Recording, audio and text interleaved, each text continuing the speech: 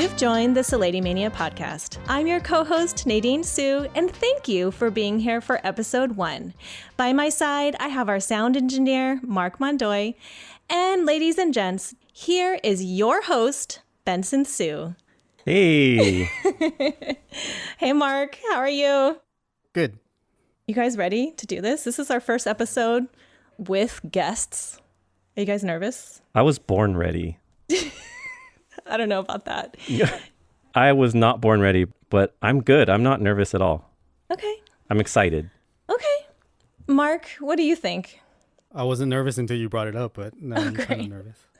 But cool. I'm not the host, so I don't have to worry about it. Okay. So here we are, episode 1, and we have guests for the very first time. So Benson, why don't you tell us about our very first guests? Okay. When I first thought of this podcast, these guests came to my mind right away. And I felt like I needed them to be the first guests because the whole meaning behind why I'm doing this is perfect for them. They are the first American drifters I met. And actually, it's because of them that I had my first toge and drifting experience. They were a huge inspiration for me when I was first starting out and when I was first gaining interest in drifting. And the reason why they're the perfect first guests for this podcast is their story starts so long ago. And there's not a whole lot of info about them out there. This is that classic example of where, there's things that have happened, but you can't find evidence of it on the internet. And I feel like they're so important for the history of drifting in the US. And I want to make sure that their contributions and their experiences with drifting are not forgotten. And so without further ado, I want to introduce Dave and Mark from Slide Squad. Hi, everybody. Hello. Hi, Dave Hello, Scholz. everybody. And guys, today we have 2 Marks on the show. We have Mark M., who is our sound engineer. Say hi. This is my voice. Hello. Okay. And then we have Mark H., our guest. And so when you hear me say Mark M., that is our sound engineer, Mark, and Mark H. is our guest. So Mark H., welcome to the show. I'm so glad you and Dave are here. Are you guys ready to be grilled? Oh, we're ready. I'm ready. Bring it on. I'm mostly ready to kind of roast Mark H. Oh, I know. That's what today's all about. For real. This should be fun. Yeah. Yeah, Mark, welcome to your intervention. We're all concerned about you. All right. Since we're going to grill Mark H., I'm going to give you Mark H's first official profile feature. So here we go. You guys are going to meet Mark Hutchinson. He lives in the sleepy town of Camarillo, California, and works as an engineer at a microelectronics company in Malibu. In the past, Mark has held some other pretty dope jobs, like his tenure at Turbonetics. He's been a gearhead since he was a little boy, growing up in the UK. Mark's dad got him interested in the world of cars, motorcycles, and motorsports in general. I can't keep track of what cars and motorcycles this guy owns because he keeps changing his mind and selling all the cars. Last time I checked, he had an Infiniti G37. I don't know if he still even has that. And he has 2 Honda CBR 900RRs, a 1970 CB350, and a 1981 CB70F. These are all motorcycles I'm listing. But who knows, he can fill us in. But the one car that he has stuck with, which is my personal fave, is his R32 Skyline GTR. I love that car. And Mark, welcome officially to the show. Oh, thank you. That's a great introduction, let me tell you.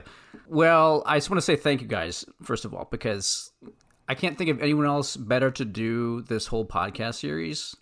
You guys have been around for a long time, obviously, just like Dave and I. So to have you guys to kind of bring a lot of the stuff from the darkness to the light that hasn't been heard of or seen for so long, you guys are going to really bring a lot of info that people are going to love. So I'm very excited about this. So thank you. Yeah, we're excited to have you. Thanks for showing up. We're honored to have you guys. Yes. And can you confirm for everybody what cars you have right now? So here we go. You mentioned the Infiniti G37. I sold that last week. Okay. So I'm almost in the know. Do you regret it yet, or has that not kicked in yet? No, not yet. Okay. Probably another 2 days. Okay, I'll I'll ask you later. So I actually drive now a Ford Focus ST, believe it or not. No. Really?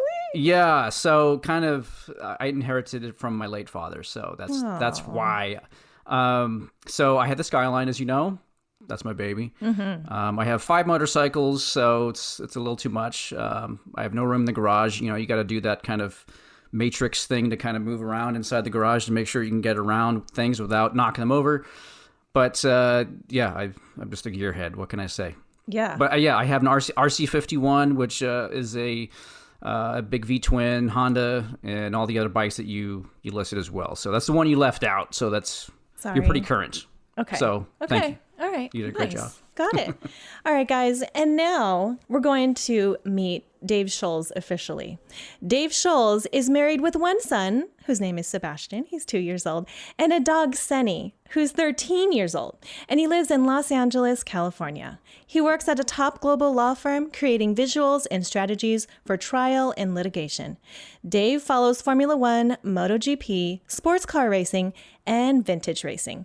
He proclaims his love for motorsports, music, dogs, the Dodgers, and the Kings, which is hockey, okay? And he admits that he listens to way too many audiobooks and podcasts. And I'm going to give you some insider information to stalk Dave a little bit. A little while back, Petrolicious did a feature on Dave and his Datsun 240Z, which I love. It was such a dope film. It was produced very nicely, had some beautiful shots of his 240Z, and I really like that feature a lot. So if you didn't see that, Google it and check it out. Just put like Petrolicious, Dave Scholz, 240Z. It's dope. And I just want to always tell you guys what cars our guests have, because that's just my thing. Like, I always kind of size people up, and I always ask people when I meet them, like, what do you drive? Mark, really, he's hard because he always sells his cars. But Dave, like, he's had his cars for a while, I know. But I can't put him in a box. So I'm going to tell you what cars Dave currently has, and I hope Dave can correct me if I made any mistakes, but Dave has a fully restored 1965 Alfa Romeo Giulia Sprint GT and a 1972 Datsun 240Z. And the last time I saw him, he was driving a Honda S2K, which I'm not sure if he has anymore. I don't think so. And a Mercedes E63 wagon. It was a while ago, so he can update us. He might be selling like Mark all the time, but I know he loves his Alpha, and I know he loves his 240Z, so I know that much. But anyway, Dave, welcome to the show. Hey, pleasure to be here. I think I echo the same sentiment as Mark H, that you guys are kind of the right people to do this. I think you have the right amount of clout, but also the right amount of humility in the scene to be the people to bring this type of information forward. Plus kind of, the passion for history of it that I think, maybe isn't really that present in the scene. Mm-hmm. If we're just going to reference it by the scene during this podcast. And I just think I think this is the right platform for that. But Dave, confirm with us the car situation. What's the update? So car situations, I'm on my third S2000. So yes, correct on the S2000. Nice. I do not have a Mercedes wagon anymore. I have which was just a regular 350, not a 63. Oh, okay. But okay. I have my daily is a super dad car. It's a brand new Volvo V60 wagon. Oh, nice. So still another wagon. I have the 65 Alpha, which is kind of my main car, and I have a 1970 Datsun 240Z. And that's the 72. 70. I did have a 72. That was my first one that I had.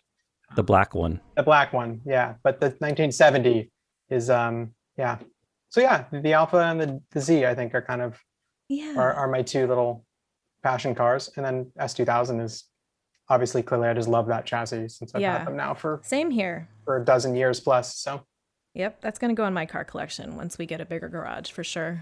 I love that car. Okay, nice. All right. So Nadine, you went over their bios, but I'd like to know something that only an insider would know. So Dave, I'm going to ask you, can you tell us something about Mark that people wouldn't know? Oh, no. Jeez. Oh, yes. I mean, there's so many things. I think this is like, you may know it about Mark just based on the type of like builds that he's put together and whatnot, but this guy is crazy, just has such ingenuity, like will build and create.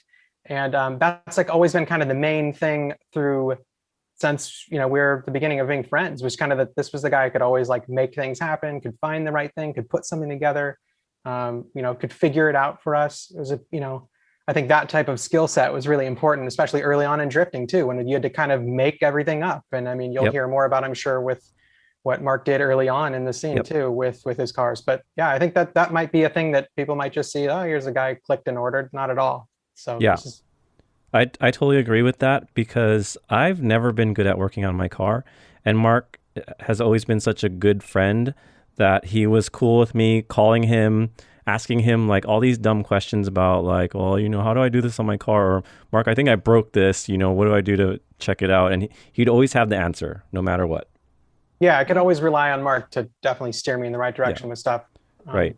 And with a bunch of nonsense as well, of course. Yeah, like putting a whole can of sea foam in your gas tank and just like smoking up the entire neighborhood. That really happened. Yeah, that really happened. We did that. It happened with me as well. Yeah, we've all done that. Yeah. Let's be real. When you have a 240 SX, that just comes in. It's in the owner's manual, I think, right? Page 3. Okay. All right. So Mark H., what do you have to say about your wingman Dave? Oh, man. Let's see. So again, I'm not going to expel any real dirt on Dave if that's what you guys are trying to pull out of me. This isn't the Jerry Springer show, obviously. This is the Benson Sue Still 80 Mania podcast. There isn't any dirt. Dave is actually one of the truest guys that you will ever meet. Like, he's just himself. He doesn't make any excuses for that. He's not afraid to be himself. He might ruffle some feathers because of that, but I'd rather be someone be honest with me and be a straight shooter than sugarcoat everything. So that's what I've always appreciated about Dave. I think that's why we became good friends, because even in my times where I needed a good friend, Dave was there and would tell it like it is, that I needed to hear good advice. So Dave's never made any excuses for his personality. And so, kudos to Dave. Oh, that's touching. That's really nice. Thank you, Mark H. That's a weird way to say jerk. Did it come across like that? All right. So now that we got that out of the way, can you guys tell us about Slide Squad? What is it? When and how did you form that? We don't know what it is, actually. No idea. So we, Dave and I met in Japanese class in college, 1997. Yeah. Right? Yeah. And so Dave sat in front of me, and at first, I knew Dave had a Honda. How do I know this? Because he had this windbreaker that was like 4 sizes too big for him. That was the style back then, right? Everyone wore baggy clothes. Yep. But so he had a Honda emblem, like straight off the trunk of his car, that he like glued to the jacket on the front, like left side, along with SIR badge that he glued on there as well. And I'm like, what is this guy? What is he? Didn't Mark just say he wasn't going to bring out the dirt? Damn. Didn't he just say This that? is not dirt. This is the truth. This is factual. Yeah, this is how we met. And this was right? from Dave's car, right? He didn't go jack this off some other poor car, right? I have no idea. He probably went to Reseda and acquired it somehow, whether from a store or for someone's car. But had some stolen clear corners hanging around his neck too. Unbelievable. So anyway, I knew he was a Honda guy, and Honda guys in that day had kind of a stigma about them, right? Like they had, it's like if you were a Honda guy, you were a certain type of person. And so I judged them as that, unfortunately. And so I was a Nissan guy, right? And so I had like one of those Trapper Keepers, and I had a photo I tore out of Option Magazine of an R33, right? GTR. And so Dave one day saw that, and he like turned around and looked at it, and he's like, oh, that's cool. That's a Skyline GTR, huh? And I'm like, oh, yeah, it is, yeah. And so I knew that he knew something more than just Civics, right? And so we got to talking. We were in the parking lot after class, and he's showing me his car. And it was a turbocharged brand new Civic, like with a gray turbo kit. And I had my S13, it was silver at the time. So I knew at that time, like, okay, he knows more. He's into Skylines, he's into other stuff. And it turns out that we had like the same exact taste in music, pretty much on some levels. Like we love the Smiths, right? Same sense of humor. Like we have like an off the wall, like dry sense of humor. It's a mess. And, it's a mess. It's a mess, definitely. And so it's like when we had all these parallels, we just noticed like, okay, well, we're going to be friends. We started hanging out more. And yeah, just from there, we started realizing that, okay, let's keep going forward with our friendship and just see what happens from it, right? I tried selling him some wheels that I told him were Sparco wheels. You remember this, Dave? Of course you do. Yeah, you didn't try selling them. You sold them to me. I did. Yeah. So I had these Sparco NS2 wheels that were actually replicas. But I told Dave that they were the real McCoy. Yeah. I didn't really like Dave again at this time so much, so I didn't really care. And I sold them to him, $500 or something, right? That should have been right there, the note of like, okay, this is way too cheap for real Sparco wheels. They should go for like $2,000. But he bought them. He put them on his car and realized that they were replicas. Aww. And so he's all, dude, these are replicas, man. Like, what are you trying to do? This is not cool. And I'm like, oh, are they? I tried to play it off like I was dumb. I was a jerk thinking about it back then. Like, how could I do that? But, I just thought he was some Honda guy at that point, and I wasn't too, didn't care too much. But saying that, I did feel badly, and, as time went on, and so, but yeah, water under the bridge. Right, Dave? Yeah, I actually genuinely forgot about that. So wait, so were you guys in college? Yeah, so we went to Moore Park College out in Ventura County. So, trying to make something of our lives, so to speak. What year was this, Mark? This was in 1997. Yeah, 1997. Okay, and then how soon after was Slide Squad formed? Like, how did you come up with that? There's kind of one missing part from that, is that as we kind of talked about our interests and car interests, of course, you had to kind of mention Option Mag and Option 2 and, the video stores and whatnot, which, hardly anybody knew about like the random little video stores like Jet Set in Northridge or things like that. And we both did kind of like on our own. But the most important part was like, yeah, of course, we all loved the like 0300 section of the video, right? Watching like the Gretty S-Rock do a crazy run or all the Tarzan Yamada skits or whatever. But the fact that we both had a favorite section of those videos, which was that like last 15 minutes with the octopus comes out with like that was where you found almost no common ground in the car scene. You could find plenty of people who loved GTRs, plenty of people who loved, VIP, plenty of people who loved like the auto salon look, but you didn't find many who cared about that last bit of the video or the black and white pages in Option 2 with the drift parts. Right. And that was where we both kind of were like, oh, okay, you like the goofy stuff. So I'm sure there's a lot of people out there who have not seen this or know at all what you guys are talking about. So can you explain that last 15 minutes of the Option video? Yeah, the last 15 minutes of the video was the best part of Option videos, just hands down. And it was the part where it was just all fun. And the drift teams, right? You just knew you wanted to be in a drift team when you watched one of these videos. It was just people being so goofy, coming out like half naked or naked, or, it just, really ridiculous team names that just made no sense.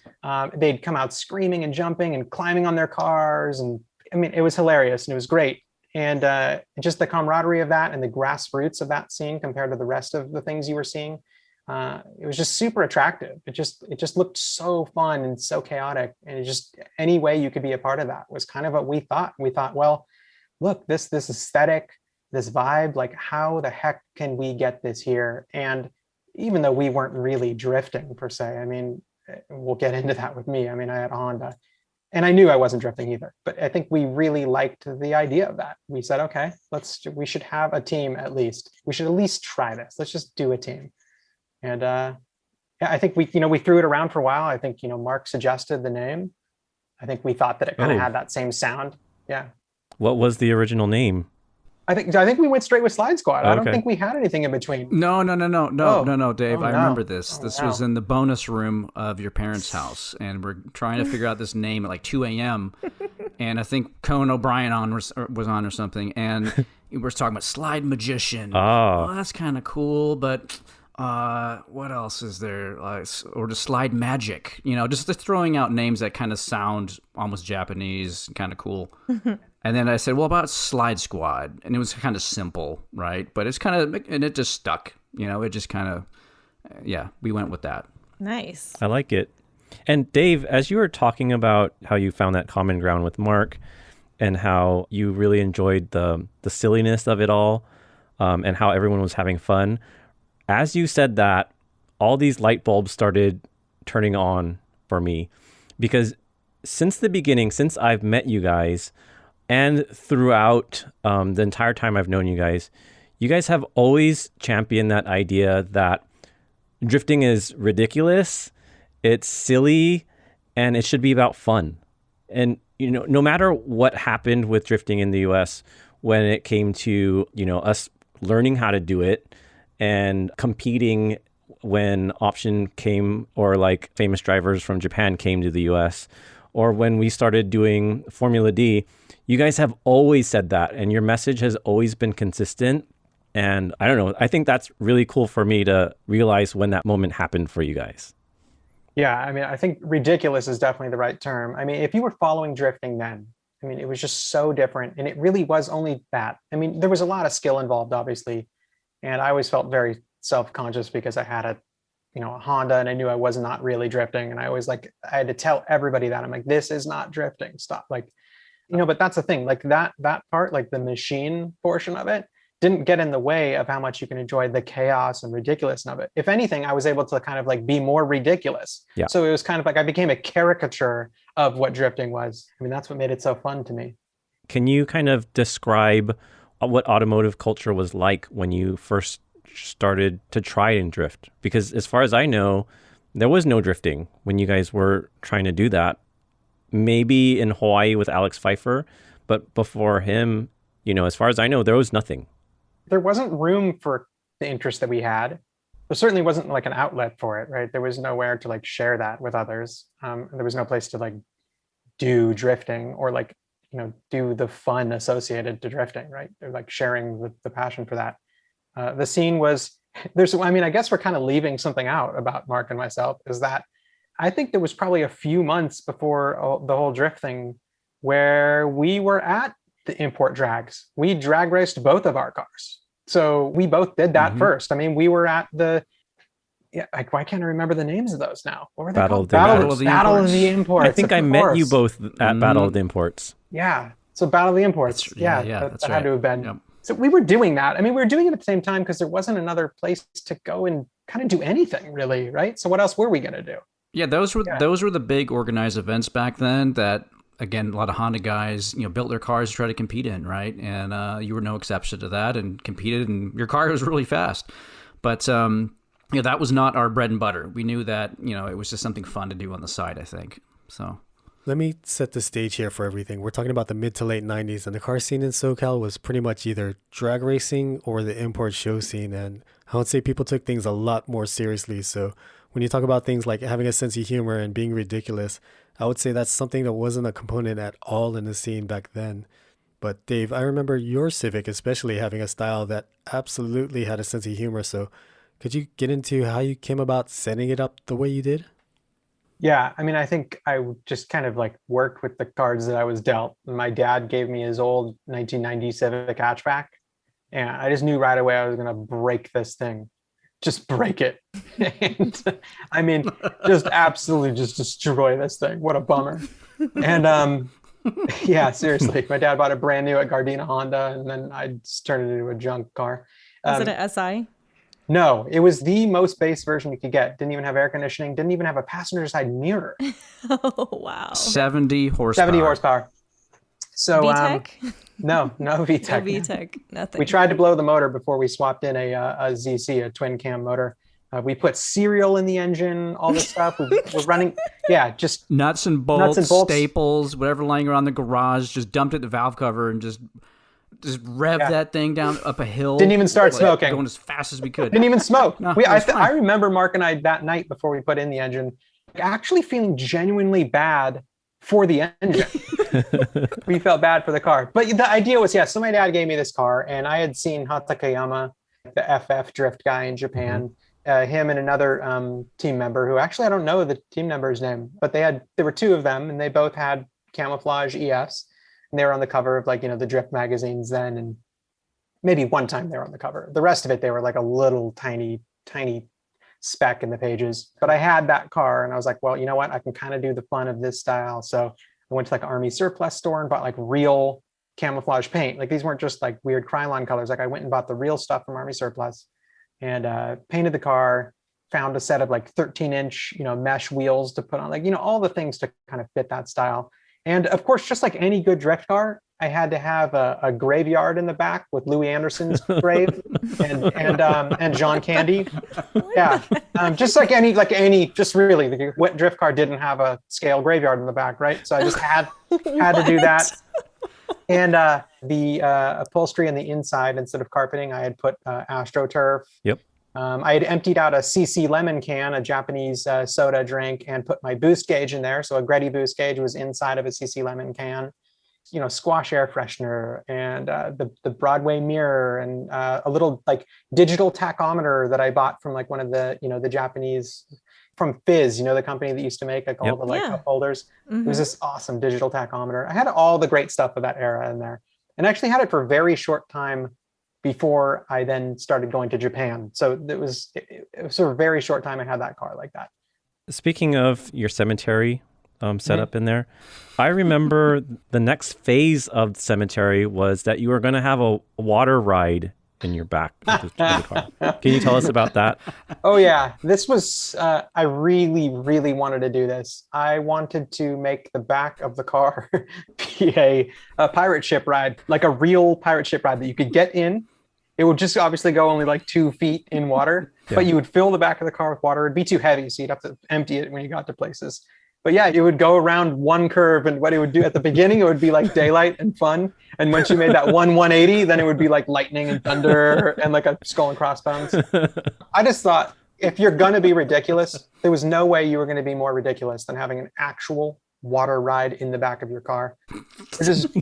And you know what, honestly, and Mark M kind of hits it right again, because the hot import nights culture and the import show-off culture, things were so ridiculous with cars, right? Like the whole, like the back doors would come off the car and float above the car. And then the inside would be these like fiberglass molded speakers. And I just thought, this is my kind of like, it wasn't a jab at the culture because it was, it just wasn't my thing, but it was like my take was like, if they can do ridiculous stuff, I can one up that and be with drift style. Yeah. So. But in contrast, Mark H, what was your style? Like, what was your car like? Because you had S13. Yeah, I didn't have any graveyards or water rides in the back of my car. Boring.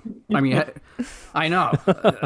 No, you had wheels that spun in the back. You didn't need all the gimmicks. You had a rear-wheel drive car. Exactly. You had an actual car that could drift. Oh, you didn't have to compensate. I had a real You drive didn't have to compensate. Exactly. That's what I was doing, clearly. I didn't know. Yeah, of course. So basically when I got my car, it was silver, had the pop-up, front end stills, just regular 240SX, single cam KA on its last leg. And it had some stuff on it, like some Racing Heart wheels and like a spoiler and whatever, some H&R springs, I think. So I was on the freeway. I was trying to pass someone, and I downshifted what I thought from 5th to 4th. Well, I did the money shift down to 2nd by accident. The money shift. Okay. And so the single cam KA revved at the stratosphere, like, probably 15,000 RPMs, boom, just for like a split second. I'm like, oh, that's not good. I put it back in 5th, and then it skipped a couple teeth of the timing, like the valves are just whamming into the pistons. And I'm like, okay, well, this engine's pretty much done, right? I rebuilt it, got it going again. It happened again on New Year's Day, like a few months later. And so I'm like, okay, I'm done with this. I need something else in here because if I want to do drifting properly, I need more than 100 horsepower, which is what it probably had because it has so many miles on it. Something more reliable. So, I saw people running the SR20 in Japan and all the Silvias and 180SXs because that was obviously stock and we couldn't get those here at that time. But I found a company, SOCAL Trading, I think they're called. I'm not sure if they're still in business, but out in Orange County, and they had a few SR20s. And I was like, wow, okay. And it was like $2,000, like complete everything, right? And they were just sitting there because no one knew what they were. I don't even know why they had them. That's kind of weird. Were they engine sets? Yeah, they were. Yeah, they're totally complete. And they probably just wound up in a container like, oh, we have these, whatever they are. We don't know, So I bought one. They had the wrong ECU with it. They gave me a Pulsar ECU. Took it back to give me a Mines tuned ECU for an S13. I was like, oh, okay, this works. Yeah, that's the they one. They didn't know. They didn't care. Yeah. So anyway, I got the motor going. There was no information at that time. I mean, back in 97, there's zero information. You look on, SR20 DET on the internet, zero results. You go on eBay, zero results. Right? The internet was so small back then. There was, it was there, but there was so little information on there to be useful for something like that. Exactly. Yeah, there was nothing. And so I'm like, okay, I'm going to have to just kind of dig down deep and try to use my ingenuity and get this thing going. And luckily, it bolted right in. I mean, I didn't even know if it was going to bolt in. Luckily, it bolted in, right? The wiring was the biggest hurdle. So I used my Japanese skills that I had acquired from college and translated a diagram from Japan and to English and got the wiring to work. And, basically, it was one of the first SR20s in the country. Homemade intercooler piping, exhaust, and all that kind of stuff. I was just like a hardcore DIY guy because there was nothing else to do at that time. I mean, you could special order parts from Japan, like direct from, whatever companies were selling them, but it would be so many months to wait for parts and so expensive. And, being like a 20-year-old kid, you don't have a whole lot of money, right? Like you scrape together every penny to like buy your parts. You're like, oh, I guess I don't have to eat much for the next 2 weeks. I can eat top ramen for a while, but I got these, this motor set I need to get. So, once I get the SR running and I knew I had to do the Sylvia face on it, that was just something like I thought it looked so much cooler than the pop-up front end. The pop-up front end just didn't look like it fit the coupe, right? Like to me, it always just looked mismatched. It looks great on the hatchback. So June Auto Mechanic was a company I was in contact with, and they had a front end that they wanted to sell me. And so I was like, yeah, of course I want that, So I bought that for $2,000, and it was all mismatched colors and everything, but I didn't care. I mean, I slapped it on and wired up the headlights, and I think I was, maybe the first or second person to have a Sylvia face in the USA. So painted the whole car Smurf blue, as people called it. It was actually a GM color, competition blue, but hey, Smurf blue works. And so, once the identity of the car kind of came together, like I wanted the style of the car to kind of reflect how like the grassroots style of Japan was, where it's kind of simple. It wasn't overdone. It was subtle, but still cool, right? Because to me, a drift car has to look cool. Like I don't care how much horsepower you have. I don't care like how much angle or speed you're going through the course. Like if your car is ugly, I don't want to look at it. That's just how I've always been. I think everything has to kind of fit together, and that's part of the style and of drifting that I think makes it cool. I collected some drift stickers from drift teams from Japan. They would either mail them to me, or when we went to Japan, we would get them. My whole back window was just littered. Like you couldn't even see out the back window because of all the drift team stickers. And I actually got pulled over from a cop because he's like, "Hey man, your rear window has no visibility. What's all these stickers in Chinese?" And I'm like, "Oh, it's actually Japanese," but he didn't care, So I had to take all the stickers off. Oh no! To get the ticket. The stick, to get the fix-it ticket signed off. I was so bummed, and half of them just disintegrated or just low quality stickers. So I was pretty bummed about that.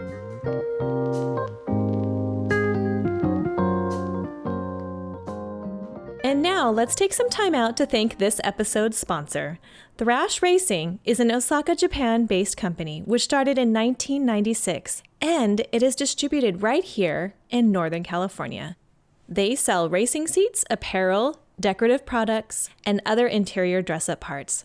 What we love the most about Thrash Racing is the different prints the seat fabrics come in, from the basics like red, blue, and black to the exotics like cheetah, tiger, and zebra print, and my personal favorite, the pink hearts. They're best known for their street spec Alpha seats. In April 2021, Thrash will be releasing their very first FIA certified seats, which will be the race spec new. Can't wait for that. And Thrash Racing has been around for a really long time. And I always remember back to what I consider the golden age of drifting, which is like late 90s. Some iconic drivers, they rocked the Thrash Racing stickers on their car and the seats. People like Fukuda in his yellow 180SX would have the Thrash Racing on his car. Maeda Ken in his A86. So Thrash Racing has been around forever, and it's just such a nostalgic brand for me.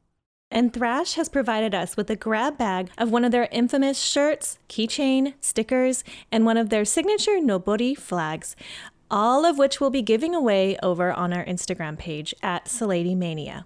We'll launch that giveaway a couple days after we release this episode, so look out for that. You can find Thrash Racing online at thrashracing.com, and their Instagram handle is at Thrash Racing. And now, let's get back to the grilling. So you mentioned those stickers, and I just want to say that you guys were really ahead of your time.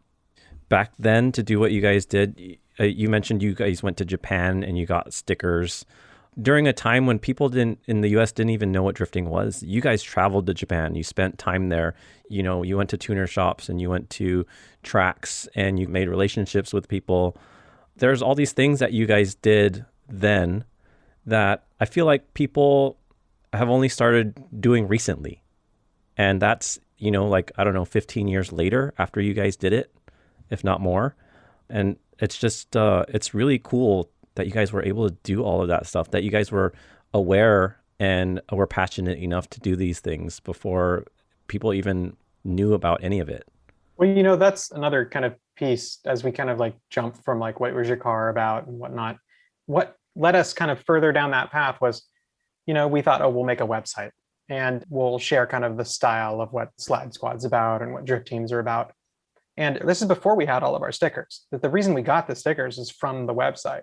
We put a bulletin board on there and people would comment back to us and be like, what, Americans like drifting? And I think that's when we started those conversations between each other about like, should this be a real team and what should we do? And, you know, we'd said we need to make stickers. So that's when we made the Slide Squad stickers at Kinko's, you know, like went and got like the laminated label stickers. I mean, that's how we got our windows completely covered, was doing that. But that was when we saw that there was a bigger world out there too, of not just the people on the videos, but a whole other group of, you know, Japanese grassroots. And then, you know, of course, people like yourself.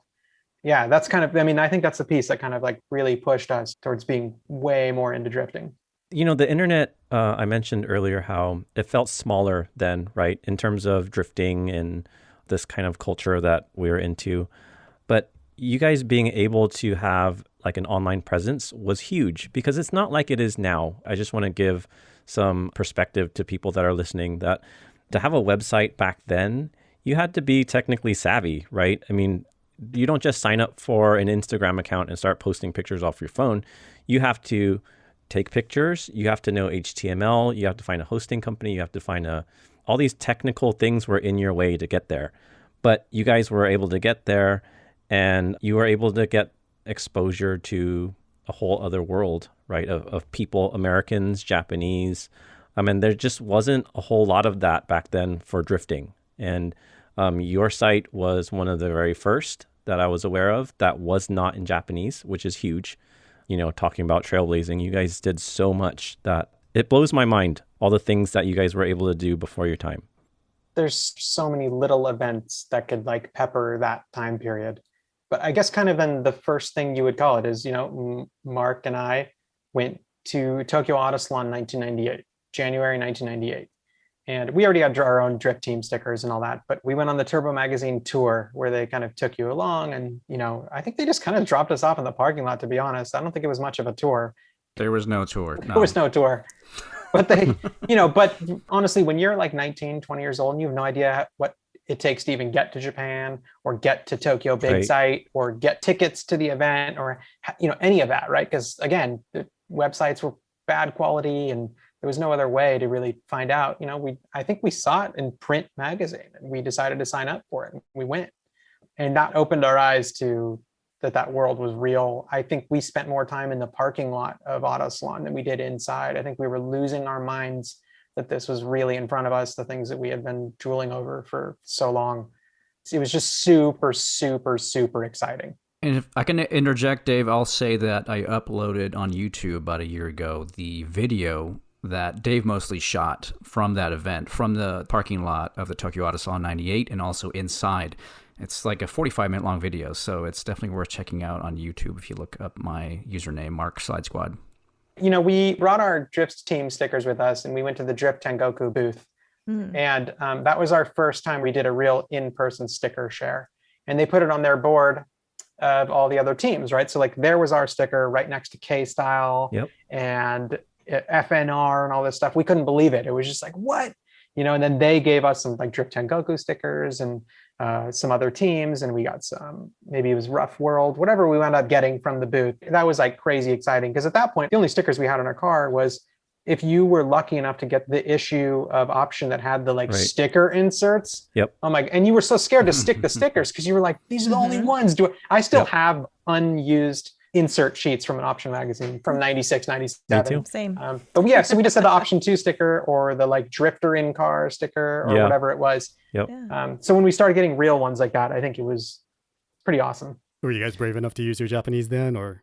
I think we tried. We tried. Mark had an even like more awesome thing going on then. I mean, he met up with June Auto Mechanic. So, I mean, Mark can tell this story from meeting up there.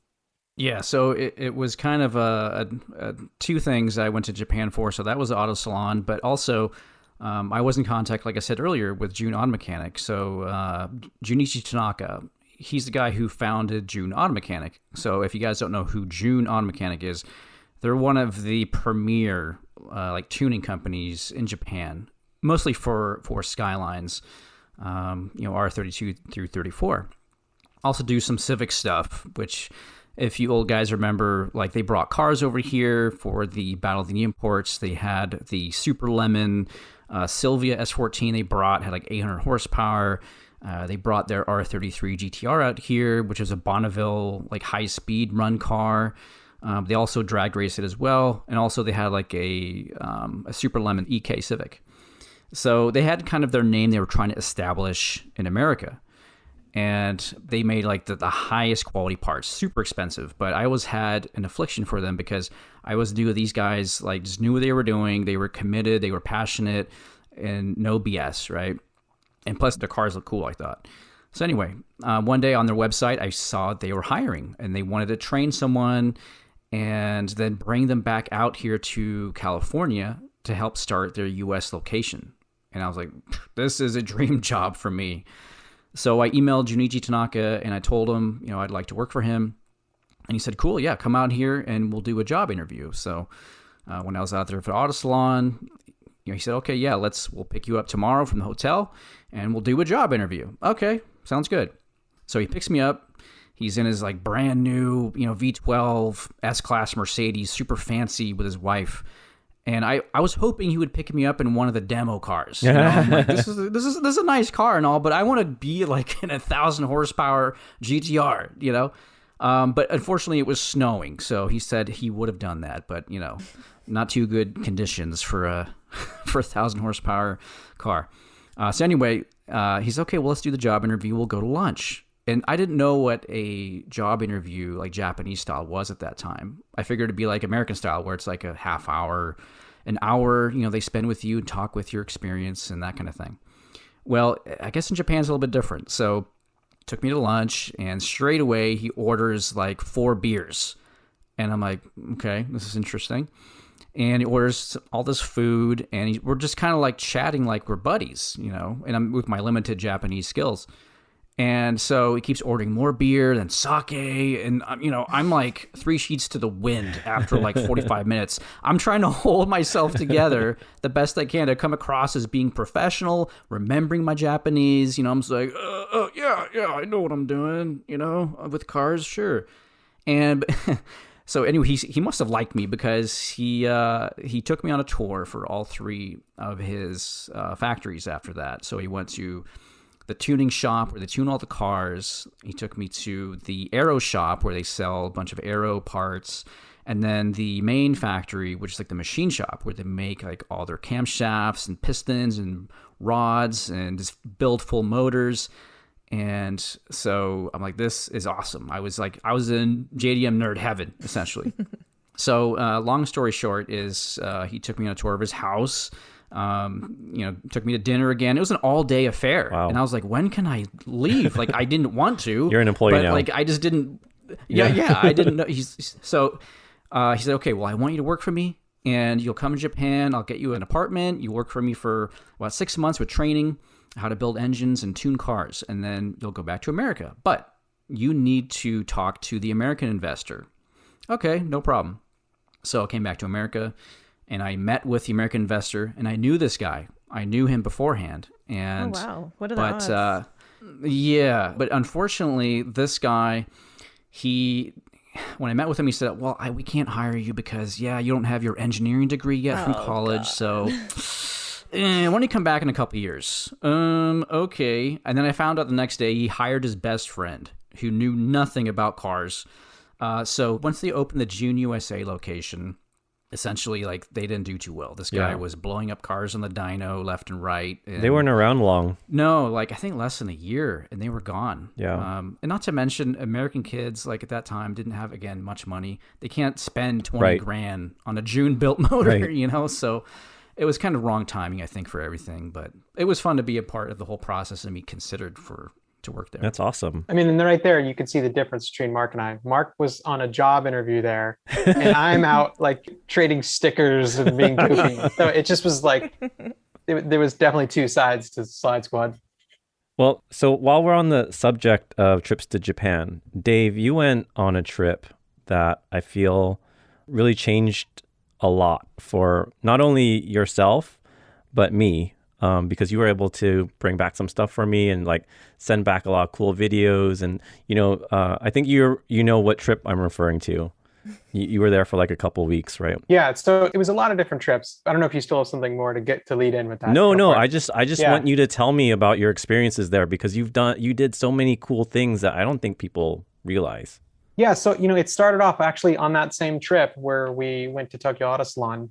Mark and I made, air quote friends on America Online, and one of them, we chatted with them or whatever. And, this one girl was like, come down and let's hang out.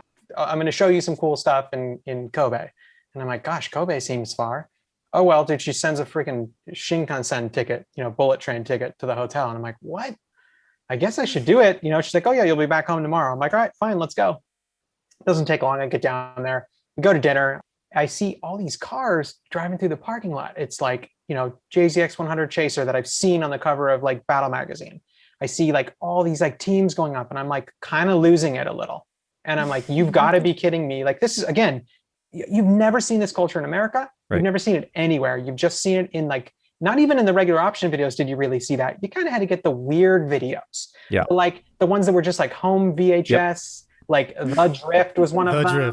The Drift. Like, you need to really get that culture. So I couldn't believe. I was like, you've got to be kidding. And she's like, oh yeah, I didn't let you know where we are is like one of the most famous toge in all of Japan. This is Rocco Mounted. We're going up. We're going up right now. I already told people they're going to meet you. Like, we're going to give you ride-alongs. And I'm just like losing it. I'm like, just literally, I can't, I get to the top and we pull in the turnout. I ask her to borrow her phone because I'm shaking. I literally call Mark crying. I call Mark, I don't mean like real happy tears crying, genuinely going like, Mark, listen. And it's like uncorked, 1JZ or whatever in a chase. I just couldn't believe it. I was like, Mark, holy crap. Look, there's like 86s and S13s. And like, it was just, I was done. Right. So, like, so you were there, your mind was blown, you were crying, and you called Mark, and Mark was drunk off of all the beers and sake. He may have been drunk from his own night out, but it was definitely, they were doing their own thing, some like karaoke and some other fun that he was up to. But I was just blown away. I couldn't believe that I'd had experience like that. I mean, so I went on ride-alongs till the sun came up, and it was definitely the most formative experience for me in terms of Japanese car culture. I knew if I thought I liked it before, did I know after that? It was just, I couldn't believe that it was possible. And so that was kind of the first trip. That was all part of the same one. So I knew that like just a few months later, I had to go back. And I had my like closest friend since we've been like 3 years old, just graduated college. And he was like, I'm interested in this like teaching English thing. He didn't care anything about Japan. He just wanted to go. So I went with him. He got the job there, working for one of the biggest, companies, and he had an apartment. And he's like, dude, you can stay as long as you need. So I think that first trip, we only stayed for a couple weeks. That's right. The first trip was just going to get, for his orientation. That was, unreal, because the bulletin board from the Slide Squad website had people that I knew nothing of, other than seeing like a couple lines of text in the magazines or something in the video, but I didn't think of them as like the big shots. Little did I know, right? It's almost embarrassing to me now that I think that I was literally getting like picked up from an apartment from Hiroshi Takahashi of Running Free, right, or from Imamura, from all these like legends of the sport. And I just kind of was like, yeah, whatever. And like probably being annoying even, and being like, it's cold in here. And like, when I look back at that, I just cringe. I go like, what? How did you not like fanboy out on it? And I think that's what tells you how nascent the scene was. It was that early. I wasn't even freaking out over being in the car with these dudes who would be, champions and on the cover. They weren't legends then. Yeah, and they weren't on the cover of the magazines. But I'm telling you, like the things that they brought me to, just going to the first real drift competition or drift practice day, I just was like, whoa, okay, this is different. Like, you've got to be kidding me. Getting ride-alongs with these guys and having to be like, oh yeah, I have a Honda Civic. I did meet Hatakeyama. Yeah. So in that trip, I met Hatakeyama, the famous, front wheel drive drifter. And again, that was just so mind blowing. And I got to really become friends with, Hiroshi Takahashi of Running Free, and, spend time with him outside of just going to the track, but going to a lot of track events all around. So that was just that kind of first trip, just kind of getting to know people. So of course, right away, I knew I needed to go back as soon as possible. I think I went again in like 3 months then. And that time I stayed for about 45 days instead, a month and a half or so. Oh my gosh. And, I didn't have any responsibilities. I was like 21 years old, 20 years old. I had no responsibility. It didn't matter. And I could totally pull that off. And I had a free place to stay.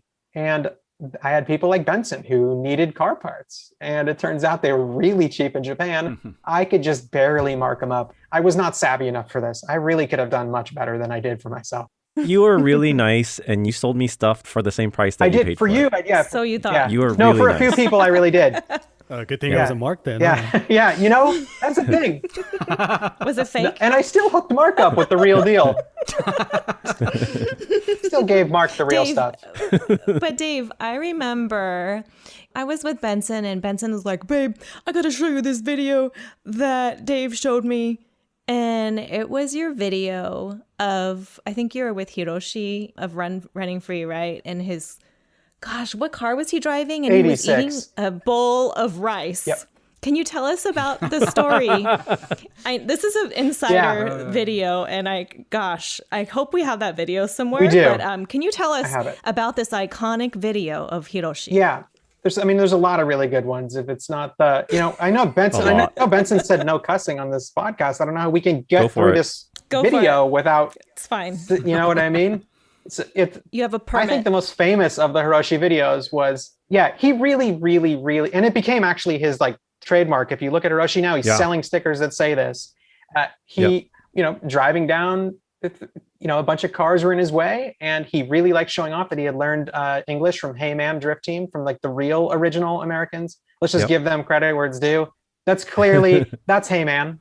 And they were on base, and they taught Hiroshi this amazing English, which was just slang English, like, uh-oh, spaghetti-o. Yeah, all swear words and things like that. You're like, why do you know that? And so he's just, pointing a camera at him, and the cars are in his way, and he goes, hey, yo, f*** off, and like waving his hand for them to get out of the way. And it was great. And I knew right away that I could get him to say kind of anything that was pretty funny. And I really always wanted to keep kind of the people that I had been chatting with involved in my time there, because there was not a lot of people to share it with other than on the website. So I really wanted to make sure that I got videos for Mark, for Benson. And so, we're driving into Nico, and it's, 6 a.m, and he got like, a little breakfast box from the 7-Eleven. And he's like, gotta eat. So he's driving with his knees. And I'm like, dude, what are you doing? And he's like, oh, check this out. And he's driving with his knees. And so I have the camera pointed at him. I'm like, hey man, can you just say, hey, f you, Mark? And he's like, hey, f you, Mark. With his mouth full with of his mouth rice, full of, by the and way. while laughing. Yes. Yeah, mouth full and laughing. And I'm like, hey, can you say f you, Benson? And he's like laughing, and he goes, f you, Benson. Yeah, bowl in left hand, Yeah. chopsticks in right hand. Yeah, and a can of corn soup in the center of his steering wheel hub. But it was just, it was hard to share those moments because I was kind of on my own with them. And so I just wanted to make sure that I always was kind of like including the original guys with me on that, along with that trip, because I thought it was fun. Yeah, so that's that video. I think that's just the type of access that I had then. I'm not sure that there were many others that had it. If they did, maybe they had just as hard a time of sharing it with others as I did. So there could have been a few other people that were there. I never really ran into them in terms of Americans traveling to Japan at the time. But yeah, being able to go to all the main tracks and, Battle Magazine drift competitions and all that and get in their cars, right? I mean, that's the other thing. After the end of each, run, then they just jump out to the other side, passenger side. Yep, get in. And, so then they would explain their techniques to me and try to get me to, be able to pull it off. And it would be, super half-assed, job on my part, but it was fantastic. I mean, absolutely fantastic. Can you talk a little bit about your relationship with running free while you were out there? I owe everything really to Hiroshi, to him just commenting on the website, on the bulletin board, and me deciding to take it serious. I could have just thought it was like any of the people commenting on there, but I was like, you know what? I'm going to take this guy up on that. If he says, let's meet in, Ikebukuro, I'm going to go meet. Let's do this. It was crazy. So many people now have gone and hung out with Hiroshi over in Japan. He's just one of the most amazingly, this guy puts, everything aside for you. If you go and hang out with him, he'll take you places, he'll buy you things. It's just, I feel like I owe him so much that I didn't pay him back at the time. And yeah, him just kind of inviting me into that scene, taking me around, meeting up with Yamashita, meeting with the dudes who I just, at that point, was growing to idolize, as I kind of really saw who they really were and saw them on track and saw the, the twin drift competitions and watching all these things in front of me. To be a part of that and him genuinely kind of including me and giving the blessing for Slide Squad to be like the with portion of teams back then. You would have like, K-style with caution and it was pretty amazing. I don't know any other words to describe it really. I mean, I think as excited as I was, each time was another time to be even more excited. I remember you spent some time with Hiroshi on the track in his Corolla.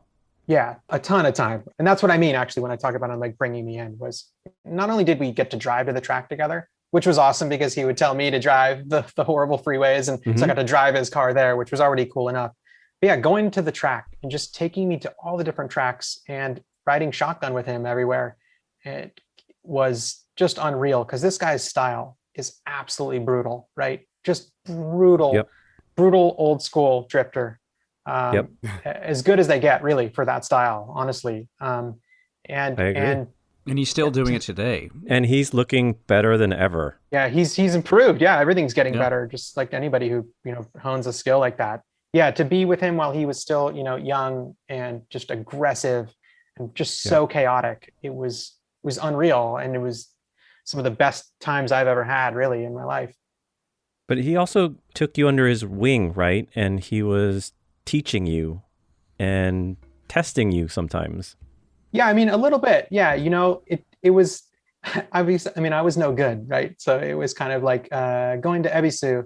They had a bunch of like junk cars laying around, right? And that was kind of like, I think anybody who ever went to Ebisu kind of was able to grab a car from the other parking lot and you could just take it out on track.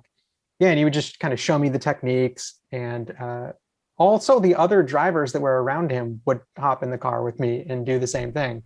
And all those other drivers were the same guys that were in all the videos too. So it wasn't just like, oh, random dude gets in. It's like, oh, here comes Hiraoka.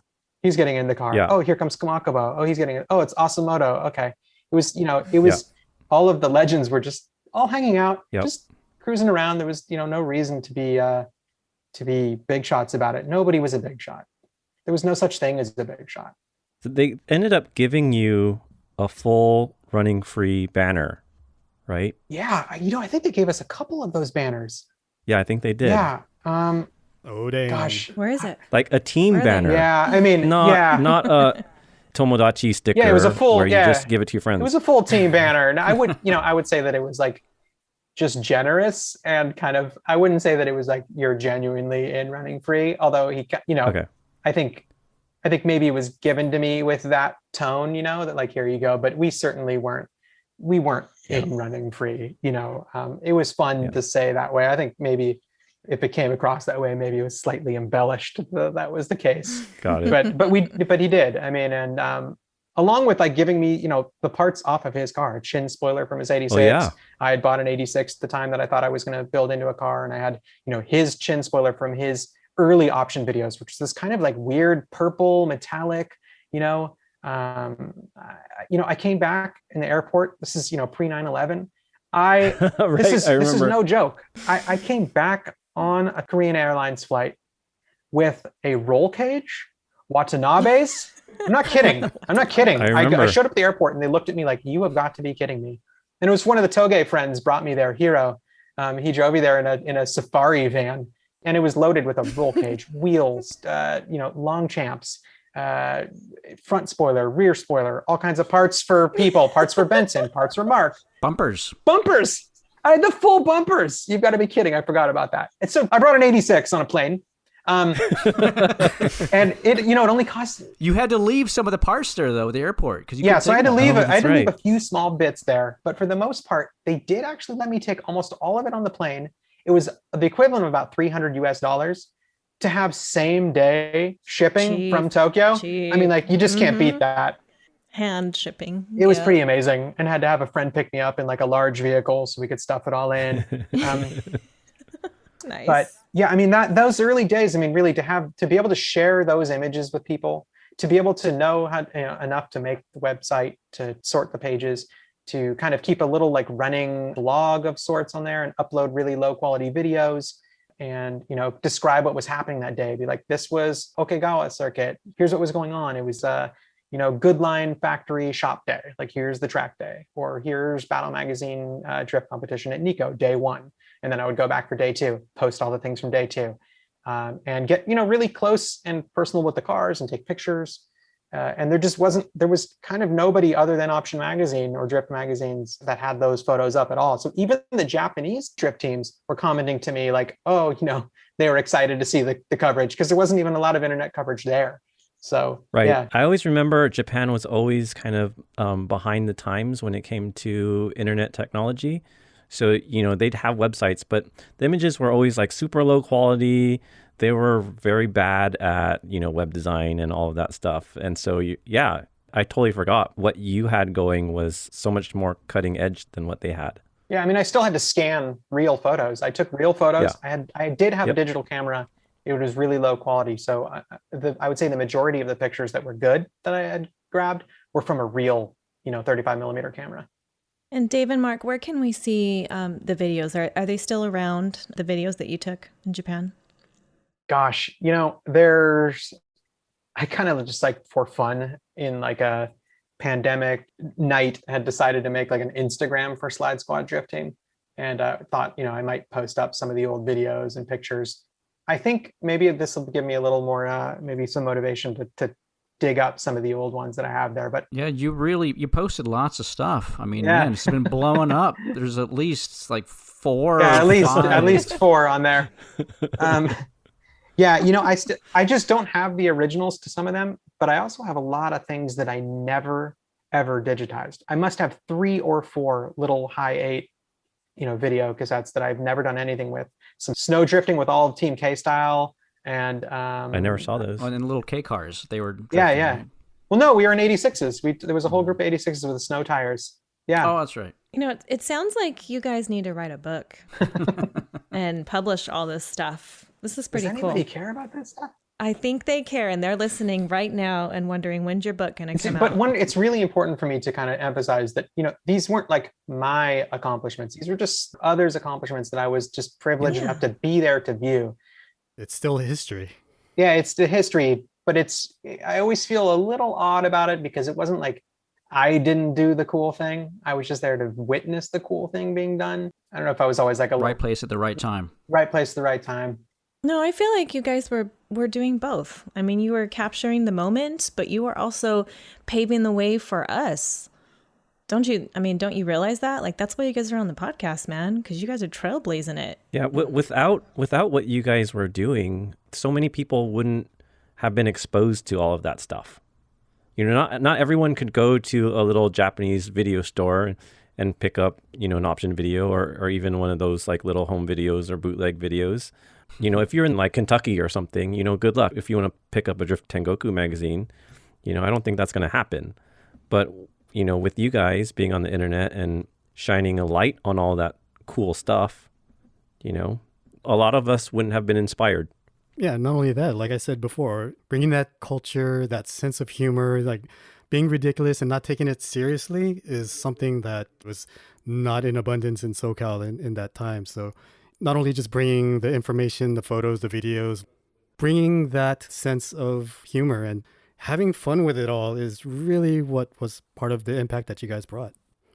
I mean, if you ever went to the Slide Squad website, you knew we were about sense of humor. It was Yep. the Slide Squad logo. I changed up every, Yep. Mark and I would come up with ridiculous ideas. It changed up from like a picture of a cow to a picture of like something Yep. from a video game to like to a Russian tennis player. It just was all over the place. The chimpanzee. Yeah, the was my favorite. chimpanzee was my Yeah. favorite too. Just so many random images on there, and we would just throw in all the goofiest stuff, but then also all the best stuff. It was just, that was the other thing. You went there, it was goofy, but you also saw like the current state of the art of drifting.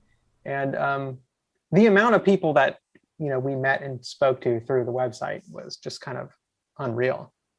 But thank you guys for doing that. Yeah. And you could have kept that all to yourself, put it in a little photo album and locked it in a box and not share it with anybody. Taking it with you to the grave. Yeah. So thank you for sharing that. Yeah, it was, pre-social media. So there wasn't that like drive to share in that way. It wasn't like you weren't trying to like curate your image or your look to people at that point. So it was really interesting to like be in a position to do that. It felt weird, I think that Mark and I have kind of, I think we had two different stages of how we really felt about Slide Squad as a team. We had the how excited we were and how fun it was to share, to then quickly, after kind of a Super Street article, how quickly we realized how much that cuts both ways. And we immediately kind of got a lot of backlash from the drifting community. And it was, I think right away then, it was kind of like, what are we sharing this for? Yeah, it was really interesting to see how quickly something could kind of turn.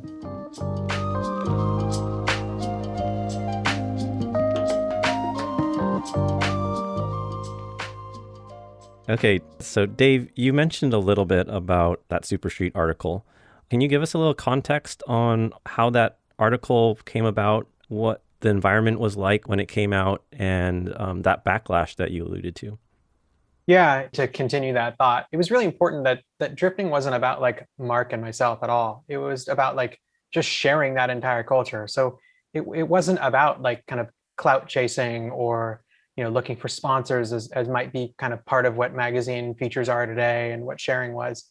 We were just excited to share it, and when Jonathan Wong and them, approached us to be like, you guys look funny and we love the website, would you be willing to do this? I think we actually thought pretty long and hard about that because we thought about the implications to the US scene. We knew what kind of the culture was, and we had been sharing such kind of like an intimate time of toge culture with a few select people that showed up on, at 3 a.m. on Fridays, Thursday, Wednesday, Tuesday, whenever you wanted to show up. Yeah. Sorry to interrupt you, but I think it's important to mention that during this time, there were no track events where we can do this. Nope. Everything was underground, illegal street racing, right? Yeah. So you sharing this stuff, it was a sensitive subject to some people who wanted to keep it underground because they didn't want to face any repercussions for what they were doing. The photos in that article itself were taken at the road you guys drove on. They were. That was, that was part of the backlash. That was a big part of the backlash. Yeah. I think that, maybe we did feel a little bad about, that it was like, oh man, but the wanting to share it, anybody who's seen that article from June 2000 can see how serious I took that article. I am on top of my car. I'm spray painting the car during the photo shoot. I'm writing, the interview with me is the amount of times you can count the word ridiculous is, maybe 50 times in there. Definitely it was about the fun. It was all about the fun. And Mark obviously had a better platform to be a real drifter. I mean, he had a car that could actually drift, and here I was just with this dork pulling an e-brake. So I really wanted to like emphasize that with people, like that. Look, first off, I'm not trying to pretend. But Dave, you don't give yourself enough credit, because you did remarkable things with that car. People were astounded with what you could do with it. Yeah, and you popped Benson's drift cherry in that Civic. So you definitely were drifting, bro. Okay. I mean, I'll take, I'm just always like very, always just want to be clear that I was sharing kind of like everybody else's experience, not just our own. I mean, we loved it. Our passion came through. That's what mattered, right? Is our passion came through. And no matter how it presented itself, but it really came through. We really, really loved it. And, we did this article, and we did have kind of, a little bit of exposure because of the website as well. So there was a place for somebody to hit back if they didn't like what we said. And they hit back. And it was people that we were friends with, people that we had just probably seen the night before in the canyons, or people that we would continue to see throughout the years. What'd they say? I mean, they told us that, we were selling out, that we were selling out the drift scene. This is supposed to be underground, and nobody knows about it for a reason. And just kind of like what a joke we were. They would take personal shots at us about certain things. It was really weird. I think that now kind of this online bullying thing might seem kind of just so normal, right? You might get that comment on just a regular post these days. So to get that type of backlash in 2000 was really jarring. I think, Mark probably. Let me just add, Dave, that those people that called us sellouts, some of those people went on to be Formula D, D1 drivers, and that kind of thing. Some of the biggest names out there. Yep. So, well, can you name names? I won't. I'm not going Instagram to. handles. Mark will do it. Yeah. Mark will do it. He's down. No, don't pressure me. Yeah. Give me just one. Hey, we'll just censor it. It's okay. Tell us. It's okay. One Just name. kidding. It was Benson. Don't lie, because he wasn't in the It article. was Benson. It was all Benson. It was all Benson. Yeah, we were bullied all by Benson. Yeah. Yeah, you forget that Benson went on to be a total sellout. Okay. Keep it up, guys. I need this kind of back and forth so I can get sponsors for this podcast. Yeah. So. Well, we don't want to burn your bridges to those sponsors. They might be some of the biggest available sponsors today. So let's not ruin it. But look, like we understood where they were coming from to some degree, but it didn't. I mean, we got stuff from people in Chicago and Little Driftings. We got stuff from like people that had been on base in Japan that came back. Who, I mean, some people even told us that they owned the copyright to Stay Sideways, which wasn't even our quote. This was like a quote from Super Street. And I remember like personally, one of the dudes hitting me up and being like, I'll sue you. And I was just like, what the heck is going on? Like, how did we go from like, this is hilarious, thanks for sharing the video, where's the thing of Ebisu, where's this, where's that, to like, screw you guys, you should take down your website, you posers. It was hard. It was a huge bummer. I think I put up a tombstone on the webpage. And and had a little couple sentences underneath that was like, look, we're not here for that. Like we're here to have fun, and that's all we like about this. So if there's something else you like about this, you're in the wrong place. I think just the American mentality is a little bit different, and you guys have always been about having fun and being silly and not taking things too serious. But I think generally the American culture is not that way. And when it comes to hobbies or, hobbies that become passions, like very quickly we start to decide, how serious am I going to be about this? That kind of shows how dedicated you are to something. And that just clashed at that moment when that article came out. And it's unfortunate, but like Mark H., what do you think? Do you see what I'm trying to explain? And, what do you think? I agree with all that. I think there's different types of drift fans out there, and even to this day. So you have fans, the people who just like us, who just love drifting for what it is. It's just something fun and it's exciting. And then you have your separate group who, they're the hardcore guys that love Formula D. They love the high speeds and that kind of thing, the competitiveness of the drifting, which is fine. I can appreciate, the driving, the skill, and the machines they use. But for me, that's like just not what I'm personally into. And, you know, that maybe doesn't resonate with someone else, and that's fine. Everyone's different. Everyone has their own taste in what drifting means to them. So I think that's why we got so much backlash. There were a number of people that once they saw the article, we got a lot of positive feedback on the BBS. We got emails. I had people just like at the gas station that would come up to me that would see my car and like, man, that article was awesome. And, you know, I want to build a drift car and just, you know, I actually met friends. I met one guy, which, you know, Reggie Wynn. He was in the drive-thru of Del Taco at like 2 a.m. in Simi Valley. Reggie is like 6'5", and he walks up to the window of my car while I'm in the drive-thru, and he like knocks on my window, and I'm like, hello, and he's like, hey, are you Mark? And I'm like, yes. Who wants to know? Yeah. Well, hey, I saw your article, and I was like, oh, okay, oh, shoot. And so, you know, we became great friends, and he had an S13, and, you know, it's just that kind of camaraderie that, you know, a lot of people, it produced from the article and from our website. You went on to work with Reggie at Turbonetics, right? I did. I became, let's say, great friends. I helped work on his car. You know, we did an SR swap and got it running. And yeah, I got him a job at Turbonetics, and he's still there to this day. He's the sales manager there. So shout out to Reggie. Hey, shout out Reggie. There's nothing wrong with KA's Reggie. Oh yeah, Reggie. He's a KA Turbo. He loves KAs. I think that's why he works at Turbonetics, so he can turbocharge them. Right. He's probably laughing his ass off right now hearing this. So, Mark, I have another question for you. So, this is one of my favorite photos you guys have ever shared with me. There's a picture of you and Dave and some other iconic, super influential drivers from Japan, and you guys are all at an amusement park. Can you tell me about that story? So I think you're actually talking about the one that's at a NASCAR track.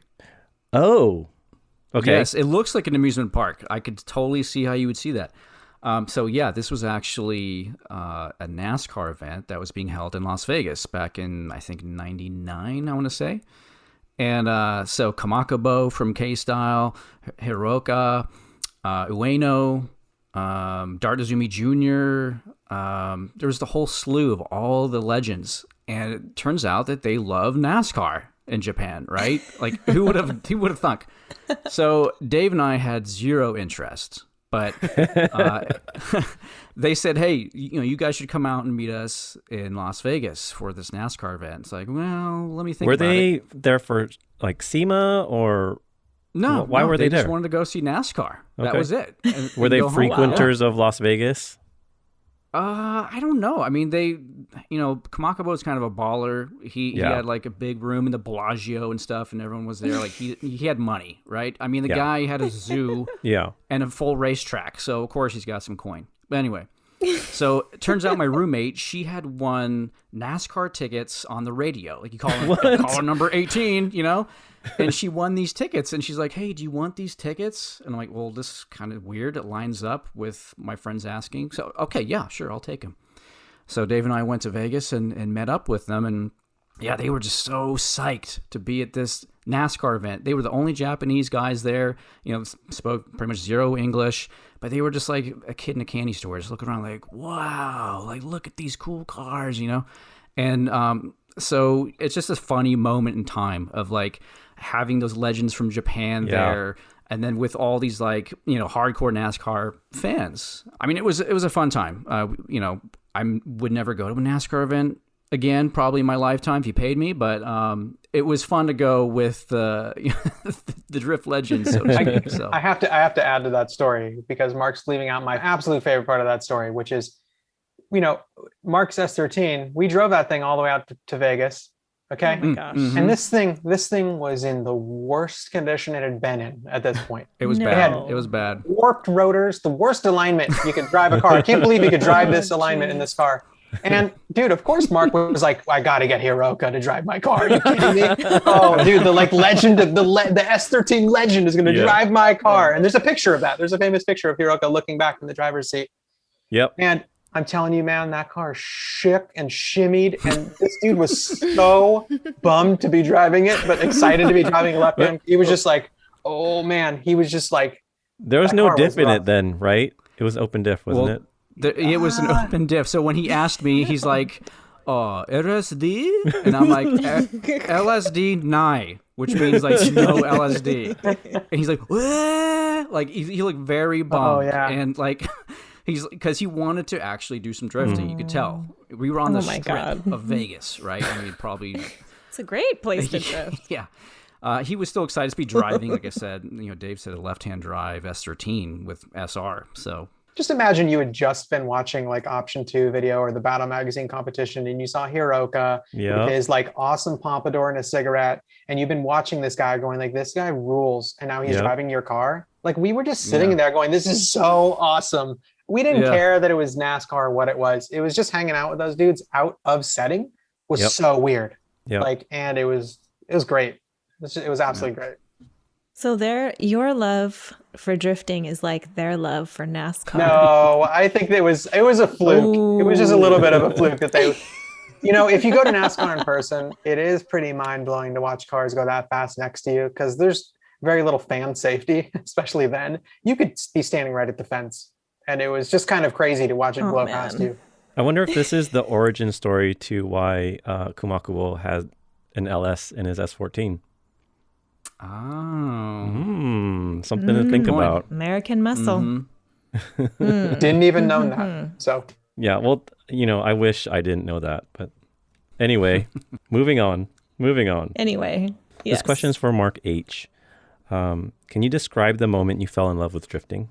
Was there like one moment where you're like, you came to a realization?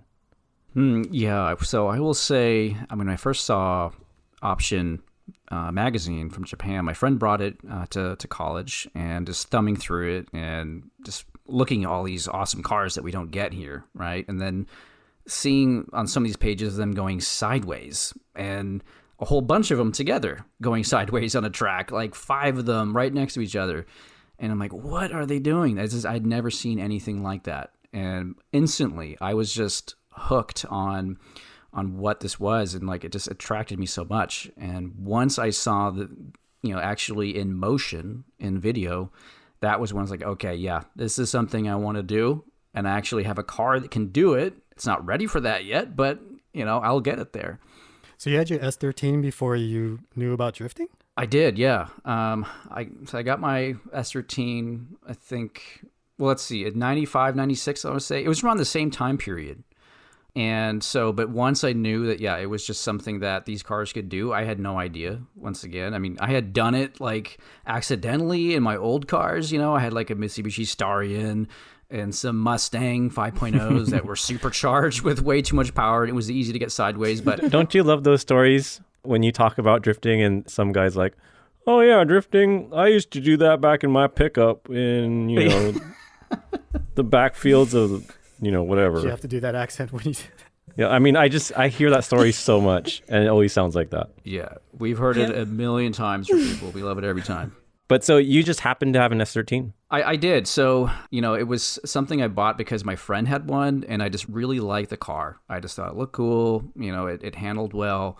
And I always had an interest in Japanese cars since I was a little kid, because my dad had a Starion. He bought one brand new, like an 88. Right. And I was like, this is the coolest car ever. It just looks so ahead of its time. The turbo, the sound of it spooling up and everything, it was just so different. So I was always just kind of a nerd when it came to Japanese things anyway, like anime. I loved anime as a kid too. So I just kind of gravitated towards Japanese culture. Next question is for Dave. You haven't had a drift car in a while. Your life has changed a lot. You've gotten into, classic cars, historical cars. Do you have any regrets kind of not continuing with drifting, or is there anything you wish you could have done differently? Yeah, that's a good question. Yeah, I mean, I think at the same time I was interested in drifting, at the very same time, I was also following Formula One closely. I was following vintage racing already. At the same time I got into drifting, I was going to Monterey Historics. Yeah, I think I was already pretty broad in my interest at the same time that I got interested in drifting. So it was difficult for me to be dedicated to building a drift car because all I wanted as a drift car was a 4-door sedan that were, I wanted a Nissan Safiro. I wanted a Safiro, or I wanted like a Chaser. And the rest of it was like cool, but I didn't really care. I really needed like a straight six turbo, just thrashed car, open wastegate, body parts hanging off of it, bumper. I would talk about how I would build, the ideas would be to put, servos and pyrotechnics so that body parts would actually fly off mid corner, just kind of like really emulating like dirt drop to the next level. Like if it were possible to have a full rear assembly fall out of a car around a corner and still be able to keep the car going, I think I would have been interested in doing that. So, I mean, at the time, right, it just wasn't going to scratch my itch. I had a 240Z that I would take to all those drift events back then, like Drift Day 1 and all those things. I took a 240Z out to that. And that's just a car it's not designed for that, but I still had to work really hard to make it do what it did. Yeah, you did. And that was fun. It was certainly a blast, but it was kind of, It sounded really good too. Yeah, it sounded great. It still had that straight six sound. So I still had that. But, I think I kind of feel like I could have gone somewhere with with an S13 hatch. I had a couple of them that I drove just around for fun and canyon drives, but I never took it serious. I'm not sure what happened. I always thought I wanted to do an RB20 swap on one, or I wanted to put a Safiro front end on one. And I always see those ones. There was always that little section in option magazines or Drift Down Goku that had, Laurel front end on one, or it was always some crazy front end on an S13 hatch. So, but no, I don't think I regret it. I think I really like where I am with, vintage Alfa Romeos and whatnot. But I still, when I bought another S2000 recently, I thought, why didn't I buy a Safiro? Now that they're here and you can get them and you can bring them in legally, I just thought. Well, I like to send Dave links from like Instagram of shops selling Safiros or Chasers. Let's all do that. Cool cars like that. And he's like, damn it, I should get that. I'm like, do it. And, I think we should all do that. Everyone who's listening to this podcast, if you see a Safiro for sale, send it to Dave. I honestly, I could still see myself doing it. I know you got close to buying one, and I'm glad you didn't, because it ended up being like kind of shady. Oh yeah, Mark and I went. Oh man, I brought cash with me. I mean, I thought we were going to buy this car. Yeah. And it was titled as like a 1978 Datsun. Right. No, it was a Maxima. Right. It was like an 81 Maxima diesel. Right. So, or something. But that's the thing, is that they told us that's what the title was. The title wasn't even that. It wasn't what it was, advertised as. We thought we were getting something that was going to be titled as like a 91 Maxima or something, and we went and we drove around it. It was pretty thrash, but I didn't even care. Here I was in a Safiro in, like Redondo Beach. And I was like, we're going home in this thing. But yeah, once we got into the title talks and how they had it here, we were like, no way, we're out. It wasn't meant to be. Not yet, anyway. I think this podcast has drummed up some hidden passion that you have in there. So I think maybe your next car will be a Safiro. I think makes sense. It's a kind of a family car. Yeah. Mine as well. And then it'd be nice because it's kind of like full circle, right? And then you're complete. Yeah. I'm in. No regrets. Send me the Safiro link. Yeah. Good one. So we've talked about where you guys were in the beginning and kind of how things progressed, but tell us, what's the current state of Slide Squad? Well, I'll say that, the last time that there was any drifting that I did was probably in 2007 or 8, around there. It was All-Star Bash, one of the Just Drift events. It was great fun, but at that point in my life, like, there was just a lot of transition going on, and money was a factor as well with having a drift car, and I had a bunch of other things going on too that I needed to pay for. So I sold the drift car. And so since then, I haven't really had a real drift car. And so do I regret that? Of course. So as of right now, I'm only doing Final Bout judging, which I am doing 3 events this year. I've done about 5 or 6 in the past couple of years.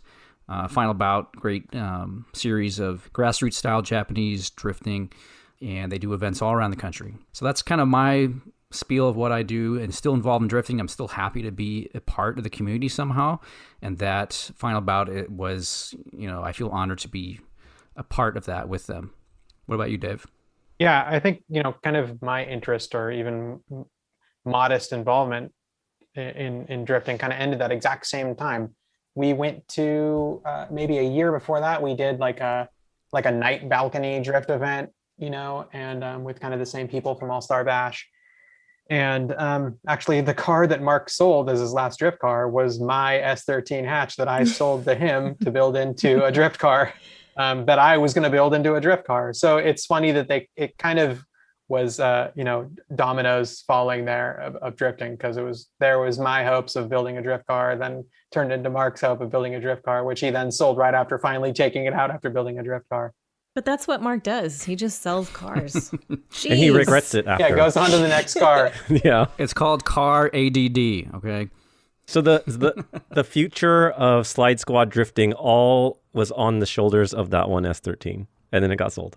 Yeah, in a way, it seems that way. But, the amount of times, I mean, Mark and I have had a lot of things happen in our lives in the time between then too. And, we're older and things have just changed. But the amount of times we've both talked about the type of comeback we'd have usually involve totally ridiculous oddball cars. As it should. And usually being like a weird, like twin team of something awkward. Like, let's show up. Yeah, let's show up to final bout with, like a Ceph 80 and a 1 Euro. That would make too much sense. It would be like a Merkur XR4 Ti and some other oddball. It's got to be a classic then. But it was always going to be something ridiculous. I have no idea what the hell the future holds for Slide Squad if Mark and I can ever get on the same page to want to go drifting again or find space to build a car again, or who knows.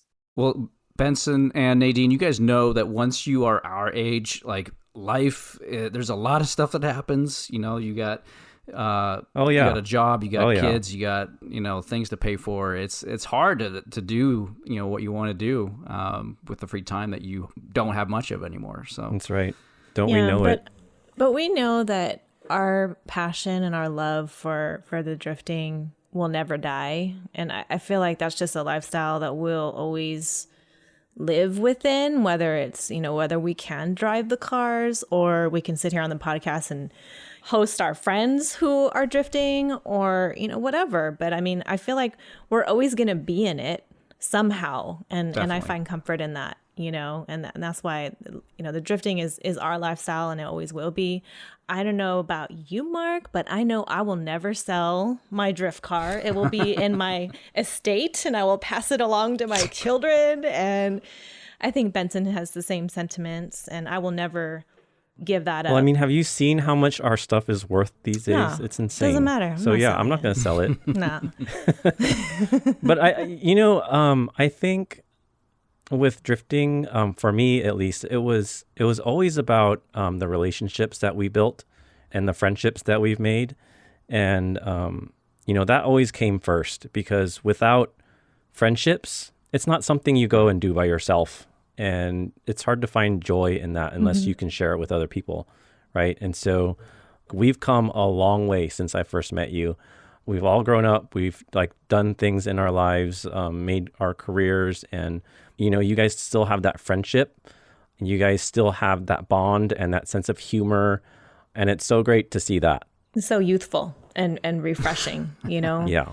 Seriously. I appreciate that. I appreciate that. Yeah, it's been a while. I mean, we've known you guys forever, and you guys are good friends to us, and I think the fire still burns for drifting for sure inside me, and I would love to get back out on the track once life says I can do that. So yeah, and I put $20 down on you guys that you guys will be on the track drifting before Chris Milano does. Is he still live? Nobody knows. No, I don't know. Oh my God, guys. All right. I think this is a good place to wrap up our first guest episode of the Salady Mania podcast. I think so too. Thank you, Dave and Mark H. You guys, like I said earlier, you were a major inspiration to me. I'm so happy that we got to do this podcast with you. Congratulations. I think this is the best podcast we've done yet. So I agree. Kudos to you guys. Thank you for everything that you've done, not just for me, but for drifting in the US. We wouldn't be here if it weren't for you guys trailblazing, doing things that were unique to what you guys could do. I know that you might not be super accomplished drivers with, the stat sheet of all these podiums you were on, but like that doesn't matter to me. I think what you guys did, you ushered in the culture for us so that we could be exposed to it and we could see, something that we've never seen before. And definitely from the right perspective where it was about fun, it was about cool style, and like all of that just oozed Slide Squad. And, I'm very appreciative of you guys. I'm glad to be your friend. And thank you. Thank you so much. Thank you, Benson. That was very heartfelt. Yes. I just feel honored to be a part of the whole history of drifting. It's something when I still think about today. It's like, wow, I was doing that stuff back then. It's kind of strange, but it's very humbling. And I'm glad Dave and I could make some kind of impact on the entire drifting community in the United States at the birth. Thank you. Yeah, I'm happy that I could share all the things I was able to back then. And just it's obviously great to hear all the people that were influenced or excited by it as well, because that was what it was about. As long as if we felt excited, we certainly wanted to make sure others knew how exciting it was. Yep. Well, thank you guys. It's an honor to have you guys on the podcast, and thanks for taking the time out and actually showing up for us and being our first guest. So thank you guys. And this closes out the first episode of the Salady Mania podcast. And guys, if you want to check out Slide Squad, they have an Instagram at Slide Squad Drift Team. Check that out. Dave's going to update it. I'll do my best. And you can follow Mark on Instagram, and that's Mark H, at Mark_slide_squad, and that's Mark with a K. And you can find Dave on Instagram at Senna versus Prost. And you can follow us, the Salady Mania podcast, on Instagram at Salady Mania, and our website, podcast.saladymania.com.